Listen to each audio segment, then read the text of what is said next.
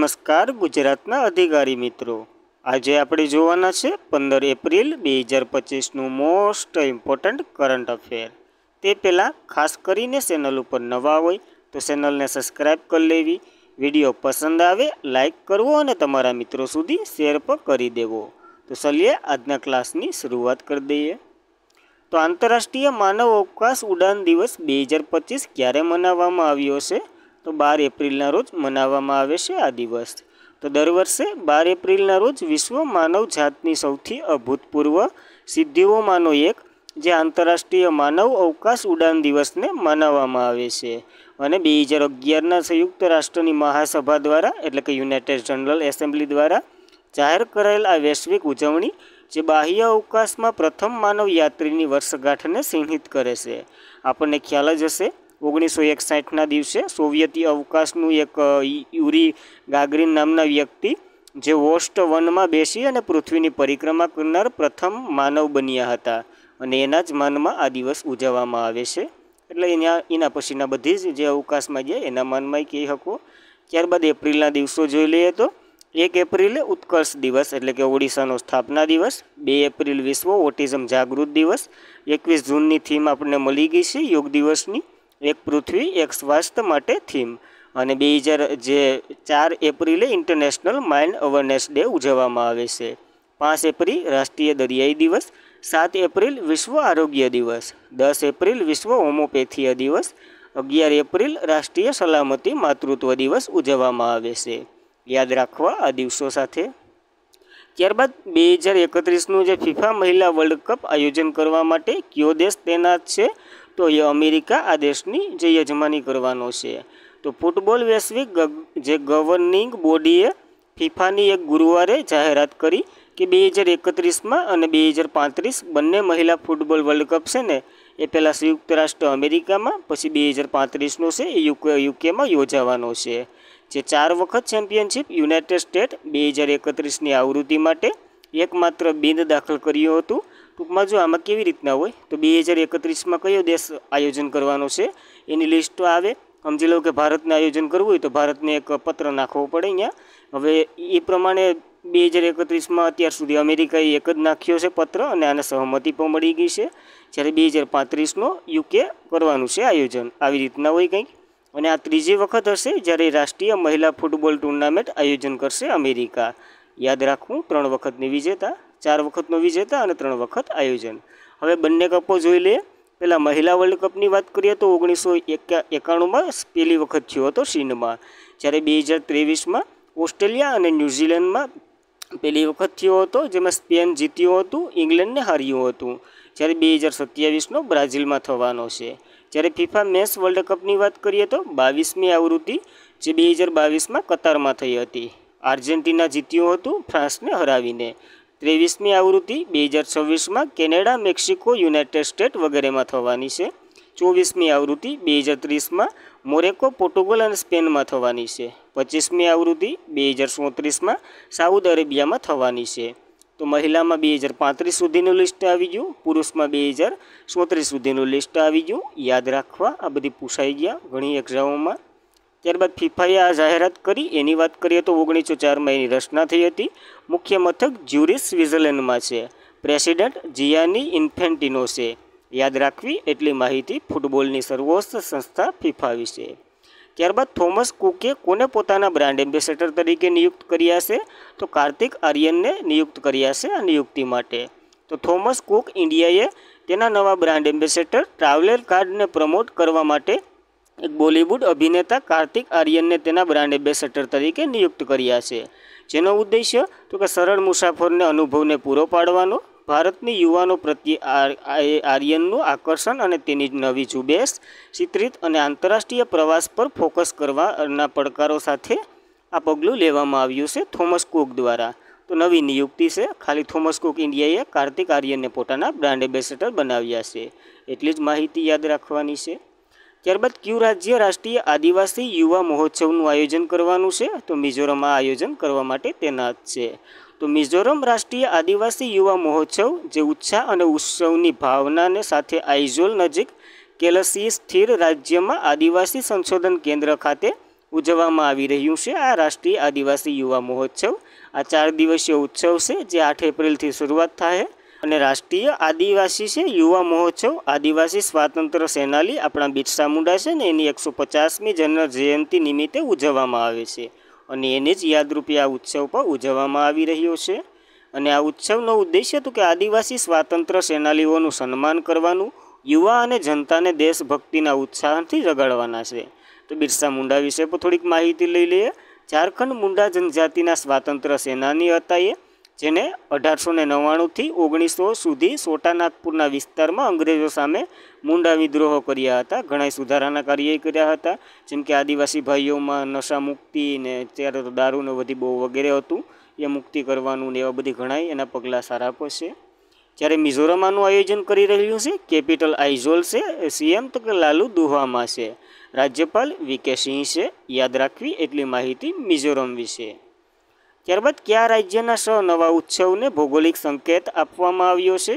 કાલની ઘોડે આ વર્ષે લગભગ ભૌગોલિક સંકેતનું વર્ષ જ જાહેર કરી દેવાનું છે, તો આ તમિલનાડુની જે વસ્તુ છે એને મળ્યા છે। તો તમિલનાડુના 6 નવા ઉત્પાદકોને ભૌગોલિક સંકેત ટેગ આપવામાં આવ્યા છે, જેનાથી રાજ્યની કુલ ઉત્પાદક સંખ્યા 69 થઈ ગઈ છે, તો યાદ રાખવું।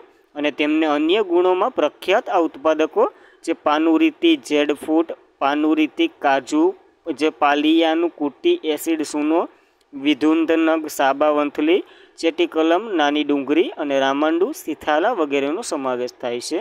આના વિશે ખાલી થોડી માહિતી લઈ લઈએ કે આવા વિચિત્ર પ્રકારના નામ છે તો આ છે હું, તો કે પાનારુતી પલમ પલાજમ, જેને પાનારુતી જેડફૂટ તરીકે પણ ઓળખવામાં આવે છે, જે ફૂડ હોય એ ટાઈપનું। પાનારુતી કાજુ તો કાજુ જ હોય। પુલિયાંગડુ એસિડ લાઇમ, જ્યારે વિરુધુનંગ સાંબા વંથલી જે સૂકા લાલ મરચાં છે એ, ચેરીકુલમ નાની ડુંગળી એને, અને રામનાડુ સિથિયાના ચોખાના, તો આ વગેરે નામ છે અલગ અલગ પ્રજાતિના, ટૂંકમાં ખાવાની વસ્તુના, તો યાદ રાખવા તમિલનાડુની બધી જ પ્રજાતિ છે। હવે તાજેતરના જે જીઆઈ ટેગો મળ્યા ને એની વાત કરી લઈએ, કારણ કે જીઓગ્રાફી ઇન્ડિકેશન ટેગ વિશે તો આપણને ખબર જ છે। ભારત સરકાર 2030 સુધીમાં એટલે કે 10,000 જીઆઈ ટેગનું લક્ષ્ય રાખ્યું છે, જે હેન્ડીકાપ ઘરછોડાને તરીકે એ ગુજરાતનું હતું એને મળ્યો હતો। વર્જિન કોકોનટ ઓઇલ જે અંદમાન નિકોબારનું, અમદાવાદની સોદાગરી બ્લોક પેઇન્ટિંગને, તંજાવુરનું કુંભક કોમન સોપારી અને કન્યાકુમારી થોઈલાઇન જે વગેરે તમિલનાડુમાં જોવા મળે છે। વારંગલ જે તેલંગાણાના પ્રખ્યાત મરચાં છે એને, જ્યારે જમ્મુ કાશ્મીરમાં નામદા, કાશ્મીરી ગબ્બા, કાશ્મીરી વિલોબેટ, કાશ્મીરી ટ્રીક, કાશ્મીરી સેન સ્ટીક અને શિકારા વગેરે। જ્યારે મેઘાલયના રીડિયા સિલ્ક ખાસી હેન્ડલૂમ બંનેને મળ્યો હતો, કાલ જ આપણે જોયું હતું, તો યાદ રાખવા નવીનતમ જીઆઈ ટેગો। ત્યારબાદ શાહરૂખ ખાન અને કાજોલની જે મૂવી છે ને એ કઈ મૂવીને લંડન લેટ્રસ ક્વેટ પર કાશ્ય પ્રતિમાથી સન્માનિત કરવામાં આવ્યા છે? તો આપણે બધીને ખબર જ છે કઈ મૂવી છે આ, કઈ છે તો કે આ દિલ દે સુકેશ, જે શું કે દિલ વાલે દુલ્હનિયા લે જાયેંગે। ત્યારબાદ તો કે શાહરૂખ ખાનની કાજોલની જે કઈ ફિલ્મ છે જેને લંડન લેટ્રસ ક્વેટ પર કાશ્યની પ્રતિમાથી સન્માનિત કરવામાં આવશે? તો આ જે દિલ વાલે દુલ્હનિયા લે જાયેંગે એ ફિલ્મ છે એના માટે। તો દિલ વાલે દુલ્હનિયા લે જાયેંગે 1995માં રિલીઝ થયેલ આ ફિલ્મ, ત્યારથી જ તેમણે ઇતિહાસ રચ્યો છે, અને જે આપણે ઇમેજમાં રાખ્યો હતો એ સીન તો બધીને ખબર જ છે, એના ઉપર ઘણા મીમોય બની ગયા, અનેક માન્યતાઓ મેળવી અને ઘણા રેકોર્ડો પણ તોડ્યા છે આને।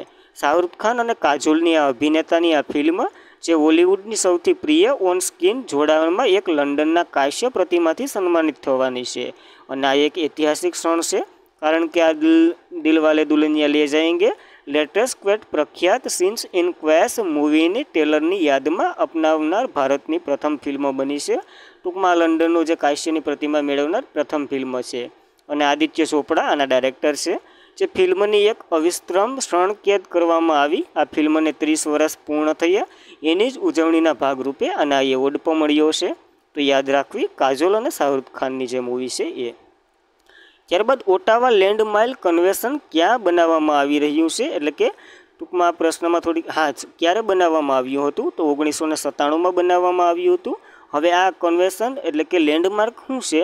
તો કે જે જમીન ઉપર હોય ને, જો આ ઇમેજ મીમ્સ જો ને તો તમને ખબર પડી જાય કંઈક આ ટાઈપનું હોય, સમજી લો કે કોઈ એવી વિસ્તાર હોય જ્યાં બોર્ડર, આપણે પાકિસ્તાનની બોર્ડરની આજુબાજુ જમીનમાં એ બોમ્બ મૂકી દો અને એની ઉપર પગ મૂકીએ અને જે પગ લઈએ અને જે ધડાકો થાય ને એને આ લેન્ડમાર્ક કન્વેન્શન કહેવામાં આવે છે. અને આના જ માટે એક કન્વેન્શન પણ થયું હતું જે નાટોના સભ્ય દ્વારા. તો નાટોના સભ્ય છે પોલેન્ડ, ફિનલેન્ડ અને 3 અન્ય દેશો, જેમાં ઓસ્ટ્રેલિયા, લાત્વિયા, લિથુઆનિયા વગેરે, જે તો કે આ ઓટાવા લેન્ડમાર્ક કન્વેન્શનમાંથી નીકળી ગયા, એટલે કે ખસી ગયા. કારણ કે ચાલુ રશિયન ને યુક્રેનનું યુદ્ધ વચ્ચે આ રશિયા તરફથી સુરક્ષાના જોખમો વધી રહ્યા છે. કારણ કે આ બધી દેશો છે ને એ બધી રશિયા હારે બોર્ડર ધરાવે છે, એટલે કંઈક બીક તો હોય જ ને. અને તેમને ડર છે કે યુદ્ધ વિરામ રશિયાએ ફરીથી શસ્ત્ર બનાવવાની શક્યતા ધરાવે છે અને તેની સુરક્ષાને જોખમી મુકાય છે.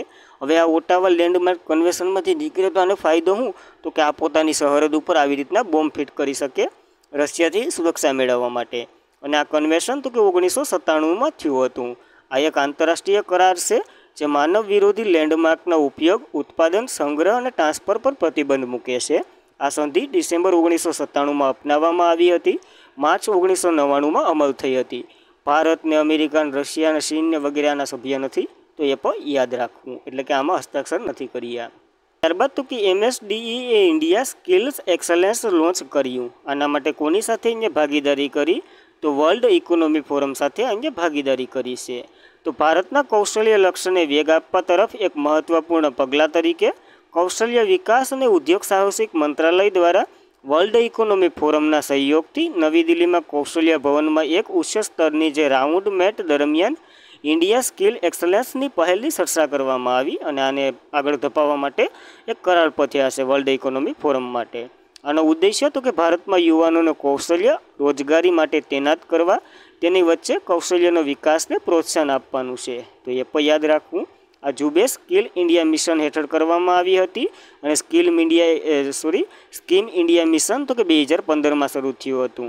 આમાં શું થાય તો કે આત્મનિર્ભર બનાવવા માટે યુવાનો અને રોજગારોને તકો પૂરી પાડવાનું છે. તો યાદ રાખવું આ પણ. ત્યારબાદ વર્લ્ડ ઇકોનોમિક ફોરમની વાત કરીએ તો એની રચના 1971માં થઈ હતી. ક્લાસ શાબના કારણે મુખ્ય મથક કોલોન, સ્વિટ્ઝરલેન્ડ ખાતે છે. પ્રમુખ તો કે બોર્ઝ બેન્ટ છે. આ ઘણા અહેવાલો પણ બહાર પાડે. વૈશ્વિક જોખમનો અહેવાલ, એનર્જી ટ્રાન્ઝેક્શન ઇન્ડેક્સ, વૈશ્વિક સ્પર્ધાત્મક સૂચનાંક, ગ્લોબલ જેન્ડર ગેપ ઇન્ડેક્સ, વૈશ્વિક પ્રવાસ અને પ્રસારણ સૂચનાંક. તો આમાંથી ઘણા એક્ઝામોમાં પણ પૂછાઈ ગયા, યાદ જ રાખવાના હોય બધા આના. ત્યારબાદ કયા દેશમાં 12,000 વર્ષ પહેલાં મરી ગયેલી જે વરુની જાતિ હતી એ અચાનક ફરીથી જીવતી કરી દેવામાં આવી એના વૈજ્ઞાનિકો દ્વારા? તો અમેરિકાએ આવું કારનામું કર્યું છે. તો 12,000 વર્ષ પહેલાં મરી ગયેલ કોઈ વરુની પ્રજાતિ ફરીથી જીવિત થઈ તો કેવું લાગે એવું કંઈક કરીને આર્ટિકલ હતો. કલોસ બાયોન્સી છે એક નામની કંપની અમેરિકાની, જે બાયોટેક કંપની, વૈજ્ઞાનિકોએ લગભગ ભયંકર વરુની જે પુનઃજીવંત કરી દીધું અને હિમયુગ સૌથી સફળ શિકારીઓમાંનું એક છે, જેના મોટાભાગના શિકારીઓ ગુમાવ્યા પછી અદૃશ્ય થઈ ગયા હતા. અને મોટાભાગના જે શિકાર હતા એ આના કારણે થયા હતા, વરુના કારણે, યાદ રાખવા. અને જે કંપની વિલુમેન્સ, તાનચીન વગેરે વાઘ અને સફેદ ગેંડા, વરુ, ડોડા પક્ષી, ઘણા લુપ્ત પ્રાણી છે ને એની પણ પુનઃજીવન કરવાની કોશિશ કરી રહ્યું છે. તો યાદ રાખવું અમેરિકાની કંપની છે. યુનાઇટેડ સ્ટેટ ઓફ અમેરિકાની વાત કરીએ તો કેપિટલ વોશિંગ્ટન DC છે. રાષ્ટ્રપતિ ડોનાલ્ડ ટ્રમ્પ છે. વાઇસ પ્રેસિડેન્ટ જેન્સન ડેવિડ વેન્સ છે. તો યાદ રાખવી એટલી માહિતી આના વિશે. ત્યારબાદ કેરળ અને કયા રાજ્ય સાથે મળી નીલગિરી તાહાર વસ્તી ગણતરી સંયુક્ત રીતે કરશે? તો કેરળ અને તમિલનાડુ બંને મળી આ નીલગિરીની વસ્તી ગણતરી કરવાના છે. કારણ કે મોટાભાગના કેરળ અને તમિલનાડુમાં જ આ નીલગિરી જોવા મળે. તો કેરળ અને તમિલનાડુ સંયુક્ત રીતે 24થી 27 એપ્રિલ દરમિયાન નીલગિરી તાહાર વસ્તી ગણતરી હાથ ધરશે. અને આ સર્વે 4 દિવસના સમયગાળા માટે કેરળ 89 વસ્તી ગણતરી જે બ્લોક અને તમિલનાડુ 170 બ્લોકમાં કરવામાં આવશે. બ્લોક એટલે તાલુકા થાય, એ પણ યાદ રાખવું. આ પહેલ જાહેર કરનાર વન મંત્રી ન્યાના તો કે શશીન્દ્રએ જણાવ્યું હતું કે એરાકુલવિલમ રાષ્ટ્રીય ઉદ્યાન છે એની સ્થાપનાની 50મી વર્ષગાંઠની ઉજવણી પણ થશે અને પર્વતીય અનલુંગમન સમન્ય સંરક્ષણ હાથ ધરવામાં આવશે. તો ખાસ કરીને કેરળ અને તમિલનાડુ, એમાં તમિલનાડુનું તો રાષ્ટ્રીય પ્રાણી છે નીલગિરી તાહર, એ પણ યાદ રાખવું. આ કોઈ ઉત્સવ કે મહોત્સવ નથી. ત્યારબાદ આજના માટે એટલું જ હતું. ખાસ કરીને મિત્રો વિડીયો પસંદ આવે લાઇક કરવો, તમારા મિત્રોને શેર કરવો અને ચેનલ પર પ્રથમ વખત હોય તો સબસ્ક્રાઈબ પણ કરી લેવી. Thank you for watching this video. જય હિન્દ, જય ભારત.